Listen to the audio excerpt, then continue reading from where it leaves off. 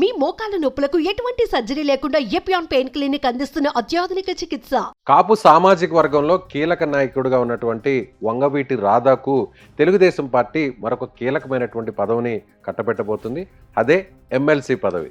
అతి త్వరలోనే ఎమ్మెల్సీ పదవిని ఇవ్వడానికి రంగం సిద్ధమైనట్టుగా తెలుస్తుంది. ఇప్పటికే గత ఎన్నికల్లో ఆయన ఎక్కడా కూడా ఎమ్మెల్యేగా కానీ ఎంపీగా కానీ పోటీ చేయలేదు. అయితే పూర్తి స్థాయిలో తెలుగుదేశం పార్టీకి సపోర్ట్ చేశారు.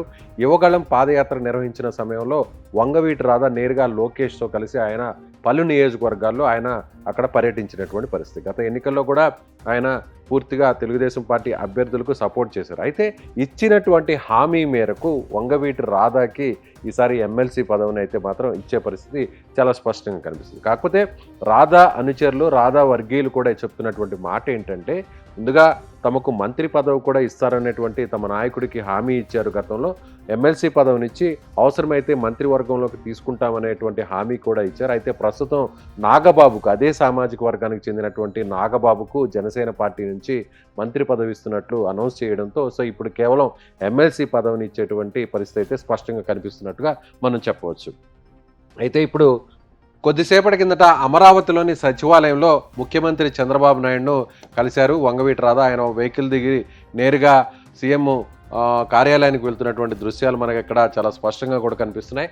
సో కొద్దిసేపటి కిందట వంగవీటి రాధా ముఖ్యమంత్రితో ఆయన భేటీ అయినటువంటి పరిస్థితి. దీనికి సంబంధించి ఒక స్పష్టమైన హామీ కూడా ఇచ్చారు.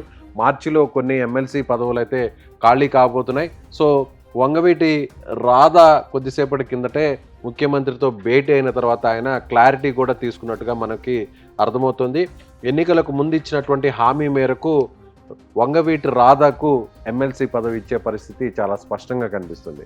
ముఖ్యంగా కాపు సామాజిక వర్గానికి తెలుగుదేశం పార్టీలో పెద్దపీట వేస్తున్నాము అనేటువంటి అభిప్రాయం తీసుకొచ్చే విధంగా ఇప్పటికే కాపులందరికీ కూడా భారీ స్థాయిలో పదవులు ఇచ్చినటువంటి పరిస్థితి, అదేవిధంగా మంత్రి పదవులు కూడా ఇచ్చినటువంటి పరిస్థితి. మరొకవైపు జనసేన పార్టీకి కూడా కూటమి ప్రభుత్వంలో ఎంత ప్రయారిటీ ఉందో ప్రత్యేకంగా చెప్పాల్సిన అవసరం లేదు. ముఖ్యంగా పవన్ కళ్యాణ్కు డిప్యూటీ సీఎంగా ఆయనకు పూర్తి స్థాయిలో ఒక ప్రత్యేకమైనటువంటి పరిస్థితులు అక్కడ కల్పిస్తున్నారు. ముఖ్యంగా ఆయనకు ఉన్నటువంటి గౌరవం గురించి ప్రత్యేకంగా చెప్పాల్సినటువంటి అవసరం లేదు ప్రభుత్వం. ఇప్పుడు అదే స్థాయిలో కాపు సామాజిక వర్గానికి సంబంధించినటువంటి నాయకులకు కూడా అంతే ప్రాధాన్యతను ఇవ్వాలి అని తెలుగుదేశం పార్టీ, తెలుగుదేశం ప్రభుత్వం కూడా ఇప్పుడు యోచన చేస్తుంది. ముఖ్యంగా వంగవీటి రంగా గురించి ప్రత్యేకంగా చెప్పాల్సిన అవసరం లేదు. ముఖ్యంగా ఏపీలోని కోస్తా జిల్లాలు, కృష్ణా, గుంటూరు, ఉభయ గోదావరి జిల్లాలో వంగవీటి రంగాకున్నటువంటి అనుచరులు ప్రత్యేకంగా చెప్పాల్సిన అవసరం. అయితే ఇప్పుడు వంగవీటి రంగా కుమారుడుగా ఉన్నటువంటి రాధాకు అదే స్థాయిలో పార్టీలో ప్రయారిటీ ఇవ్వాలి అనేది ఇప్పుడు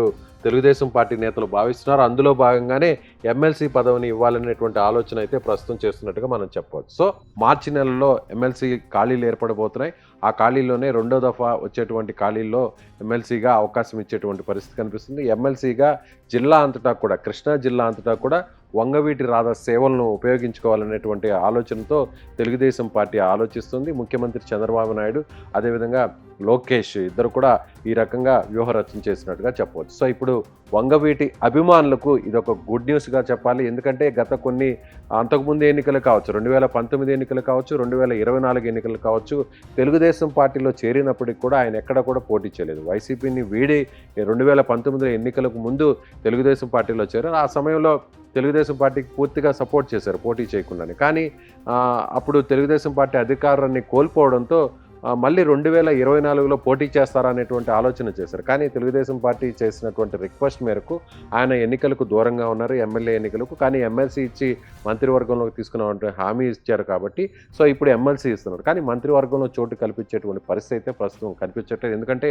ఇప్పటికే నాగబాబుకి ఆ సీట్ ఇవ్వడం వల్ల ప్రస్తుతం అదే సామాజిక వర్గానికి చెందినటువంటి మరొక వ్యక్తికి ఇచ్చే పరిస్థితి లేదు. ఎందుకంటే 25 మందితో మంత్రివర్గం మొత్తం కూడా పూర్తి అవుతుంది. కాబట్టి వంగవీటి రంగాకి ఇప్పుడు ఎమ్మెల్సీ ఛాన్స్ దక్కబోతుంది. సో మీరేమనుకుంటున్నారు? వంగవీటి రాధాకు ఎమ్మెల్సీ ఇవ్వడం ద్వారా పార్టీలో ఎలాంటి ప్రయారిటీ పెరుగుతుంది, ఎలాంటి ప్రాతినిధ్యం ఆయన కల్పించబోయేటువంటి పరిస్థితి ఉంటుందో కామెంట్ చేయండి.